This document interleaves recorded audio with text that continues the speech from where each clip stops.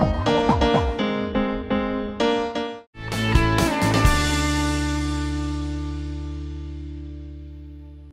noticed that you have worked at the UNEP.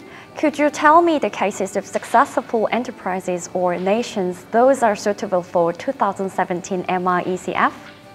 Thank you very much. I think in the work of the United Nations Environment Programme over the last decade, we have seen many initiatives across the world that have tried to address the challenge of, on the one hand, reducing environmental impact, at the same time enabling economic development to take place. And the range of examples goes from, for instance, addressing the issue of climate change, decarbonizing our economies through introducing renewable energy, for instance.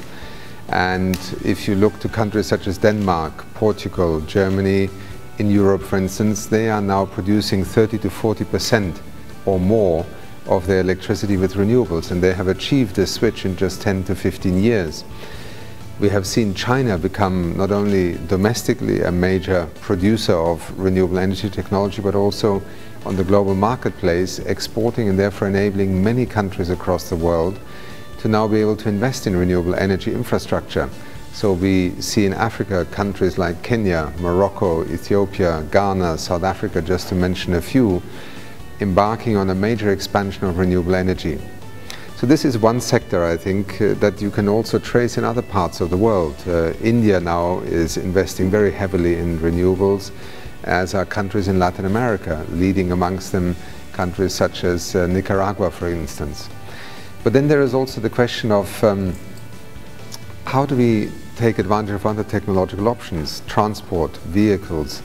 And here, I think the greatest challenge we now have is how can we essentially look to an age where the combustion engine that uses petrol or diesel is no longer going to be the motor of the future. We are looking at electric vehicles, we're looking at hydrogen fuel cell vehicles, and perhaps the most impressive example is a country such as Norway, where 40% of all new cars now sold are in fact electric vehicles because of a particular government policy.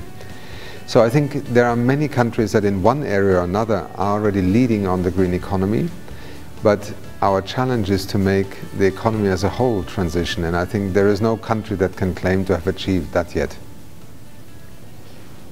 What are the advantages of Macao acting as a role building the green belt and road? China has, in terms of its own vision for the future of development, declared the transition towards green development a major priority. Indeed, the current 5-year development plan takes the concept of ecological civilization as a major orientation for the future development of China as an economy, as a nation. So I think it is only logical that One Belt, One Road becomes part of China's leadership on demonstrating that development in energy, infrastructure, industry terms in the 21st century will have to be different from the last century. So cleaner technologies, more efficient resource use, decoupling GDP growth from emissions in terms of pollution, addressing air quality issues. All of this can be part of also the extended cooperation that One Belt, One Road now offers. And I think here in Macao at the Congress that we are having in the forum, it is quite clear that this is also a tremendous opportunity for enterprises, for business, for new technologies.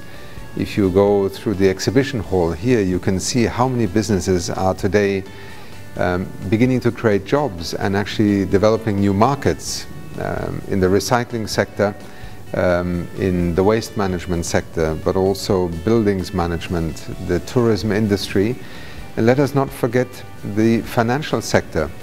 It is actually China that in the last 2 years has become internationally recognized for having taken the concept of green finance to the top of the agenda. Through the People's Bank of China and the government, there have been new guidelines on green finance issued to China's financial system last year. And we also saw that during the G20 presidency, it was China that put the topic of green finance on the agenda of the G20, which is now continuing under the German presidency. So across all sectors, whether it's infrastructure management, industrial development, the financial sector, the tourism sector, there is tremendous opportunity to bring the concept of greening the economy to become part of the mainstream. Which role do you think is more important to lead the innovation of green growth, the government or the enterprises? The experience, particularly over the last 10 years, has taught us that transitions that are either driven by technology that is disruptive, for instance the digital era, or also automation, which is now becoming more and more likely to affect the development of our economies, requires not just the private sector. Our societies have to make choices, and sometimes, as in the case of low carbon technology to address our climate change challenge, the private sector alone cannot accelerate these transitions quickly enough. So public policy and government policy are absolutely essential in creating either a level playing field. For instance, the competition between renewable energy and fossil fuel technology is not a level playing field if we are subsidizing the extraction of fossil fuels but not subsidizing renewable energy technologies. So we have many examples. For instance, in Germany, the feed-in tariff, which was also used in Denmark and many other countries to initially create an incentive for investors to install photovoltaic panels and wind power in order to create a capacity to transition towards cleaner energy.